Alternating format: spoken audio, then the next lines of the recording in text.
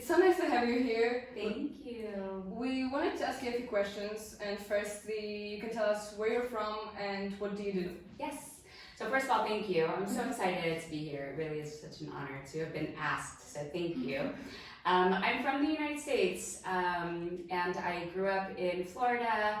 I lived in New York for more years of my adult life than anywhere else, so kind of in between those two states. But now I'm living in Colombia in South America. And what was the second question? The second question was, so what I do, I am an education specialist and I'm a global educator. So what I do is I support schools. I'm basically a professional problem solver. So whether it is, I've worked in schools and education for over 10 years. So essentially, my job has always been student support. So whether it's for one student or 1,000 students, my job is basically to problem solve to make sure that students' needs are met on whatever scale is necessary. And so I support educators, administrators in being able to best support students. That's amazing. Yeah. So is it true that you work with Barack Obama? Yes and no. So I actually, when I started, this would have been in 2007, I actually started getting involved working with the Obama campaign. And at that time it was interesting because I wasn't in the field, right? I wasn't working in politics and I wasn't necessarily an activist at that time. But I remember watching the very first campaign speeches of Obama's, and I was really inspired. And I started working for the campaign, and that actually has had a huge impact on my entire career trajectory.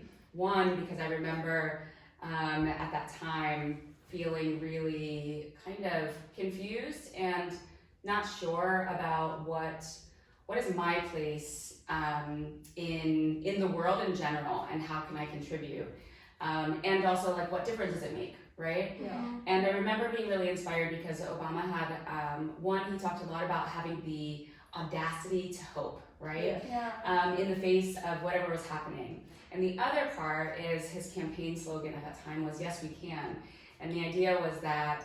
And he would say, nothing can stand in the way of millions of voices calling for change. And I remember thinking how powerful that was, and I wanted to be a part of it. And so all throughout college, I studied social movements, and I always thought I would be a lawyer. And I was like, I wanted to be a civil rights lawyer. Yeah. And then I realized once I started teaching and I went into education, that actually that was where real change can occur, and that we have this opportunity to be able to transform entire communities through working with schools. And so that's how I went into education, and that's why I love it so much, because I think I think that there is such capacity for really powerful change working with youth. Yeah. It's very nice to host you in our school, but why did you decide to come to our school? To come all the way to Poland Yes. for this TED Talk? To come here and just... Yes.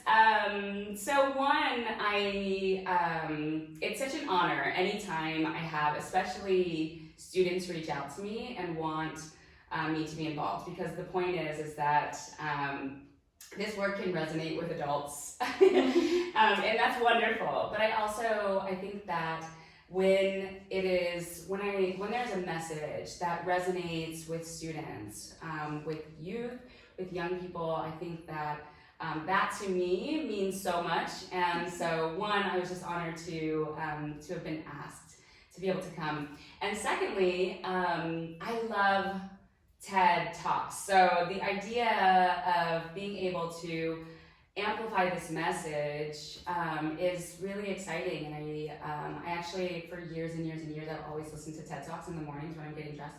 I'll be listening to TED Talks because I think that it's amazing. These are all ideas that are worth spreading, and I know that it's had an impact in my own life. And so to be able to come here, to have been invited, it's really an honor to be here. And so I said, absolutely, I will come. And so I came from Colombia all the way to Poland, and here I am. And it's been really such an incredible experience so far.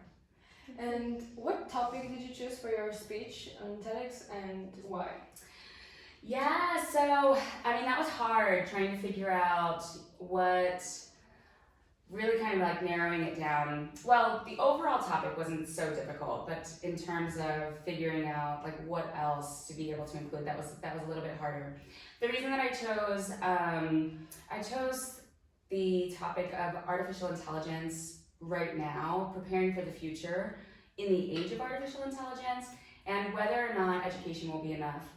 And the reason that I chose that is that, especially in the past year, I've had the opportunity to go around and visit schools all over the world and work with students from around the world. And what I realized is that we are in this moment in which there is so much change that is happening, right? We're right on the cusp of this global technological revolution that's launching us into this, the fourth industrial revolution. And as I said earlier, I'm a problem solver, right? Like I'm a professional problem solver for schools, and in education, our whole job is to prepare students for the future. But I was specifically working around college readiness, and it was all for middle and high school students that are thinking about their future, and parents that are thinking about preparing their students for the future. And yet, there was so much apprehension. When I would talk to students and I would ask them, I would talk to entire assemblies of students, and I would ask them to raise their hand when they hear about artificial intelligence and the things that are coming in the future. Are they more excited or are they scared? And when I would have students raise their hand, every single time, no matter what country I was in, it doesn't matter what type of school I was in, even the best of the best schools, the majority of students, they are more scared than they were excited about the future. And I thought to myself, oh my goodness, this is not great, because you should be. There's so much opportunity that lies ahead.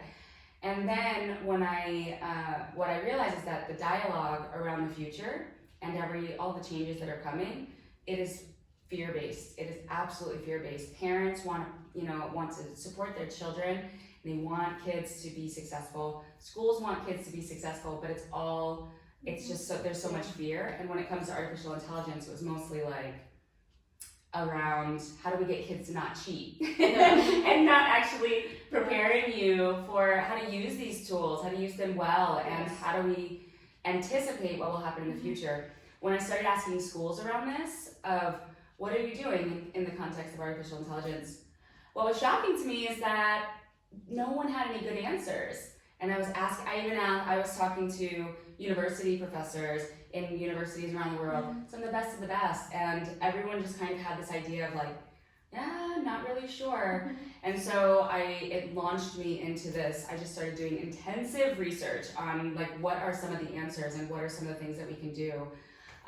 What can schools do? What can students do to prepare? How can we anticipate the future? What can we anticipate? What are some of the things that we can do to prepare? And so I found futurists, and I started kind of looking into that and found a lot of what I shared in terms of changing the questions. So instead of asking students, what do you want to be when you grow up? When the future is, you will not be your jobs in the same way. And shifting that instead to, okay, so what problems do you want to solve in the world? And what types of skills would you need to solve them? That's going to be really key to looking at the future differently. And then the other thing is shifting to soft skills, of really honing those social emotional skills that are not always taught in high schools, and they're certainly not taught in universities. And so if you all want to be able to prepare for the future, you're going to have to take it into your own hands. And so this realization was coming around the time that, just before I had received the invitation to come and speak. And so the opportunity to be able to amplify that message so that more students can prepare, that's what really has me interested, because you are the future. But unless you know how to prepare for it, really what happens is you make fear-based decisions, and that doesn't serve you, and it doesn't serve our future either. And so that's really why I came. That's an excellent job you're doing. And Thank you. Lastly, since you work with young people, what would be your message to them or an advice for them? Oh my goodness, what is the What's interesting is I think that there's lots of things to say, Yeah. but I think one of the things is we are in the midst of, there's a global mental health crisis among youth. We know that. We see the numbers, and it is not concentrated in any one country, right? One, that is what's happening on one hand, and on the other hand, we are in this, it's a transformative moment in history, right? And so you've got these two delicate things happening, but they are both realities. And so what do we do with that? Because our future is going to depend on, especially if we want to make any type of, create any type of social change, especially radical social change. Yes. It's going to require our youth that they know that that this moment is transformative and it is revolutionary. And that what you do in this moment, or what you don't do, will matter. The tech revolution didn't give us the change that we could have had. It could have actually created a lot more equity in the world, and it didn't.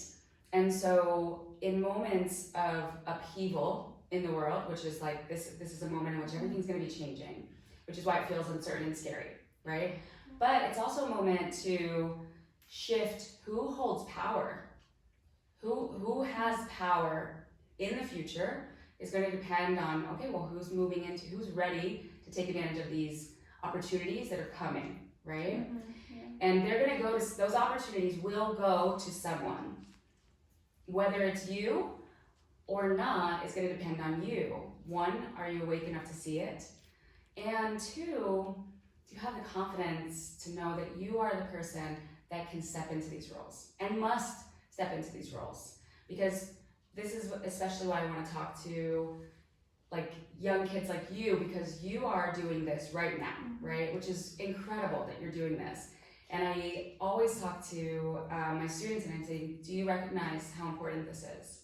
Because when the opportunity arises, what I have seen in my career and in my lifetime is what holds people back the most, including my colleagues and most beloved friends that are brilliant and incredible and talented and worthy. They hold themselves back because they feel like, oh, I'm not the expert. Oh, I'm not the most prepared person. And that's the problem, is that one, if you were not ready, you wouldn't have the opportunity, right? So acknowledge that. But also, you are so much more capable than you may see. And this world needs you. And so we do have this global mental health crisis, right? And that's going to require that we're taking care of ourselves really well, but also that we can step out of this whole, this stronghold of perfectionism that makes us feel like we're not good enough, because that is what is preventing so many incredible people that can do enormous good in this world. They're holding themselves back because they feel like they're not good enough or they are not the most qualified. And so what I want to tell you is that yes, you are. You are the most qualified. And if there's an opportunity that presents itself, take it and do not question it for a moment, because those are the actions. These small steps to get to those points, that is how you make a difference in the world. Just by really believing in yourself, knowing that you can, and then just do it, that is where we are going to see social change. And that is how, in every part of the world, right? Every part of the world requires that every single young person, every person in general, but especially our youth, can really see those moments and believe in themselves enough and have the courage to have the confidence in themselves to step into those positions and then really make the change that we are really desperately needing in the world right now. Yeah. So that's all of our questions. But thank you for the interview and thank you for your amazing speech yesterday. And we hope to host you in our school in next year. I would love to, and thank you both so much. I'm really so grateful to be here. It's truly such an honor for me to be here and to see you. It's our pleasure. Yeah. Yes, so thank you so much, and I'm excited to see what you do in the future. Thank you.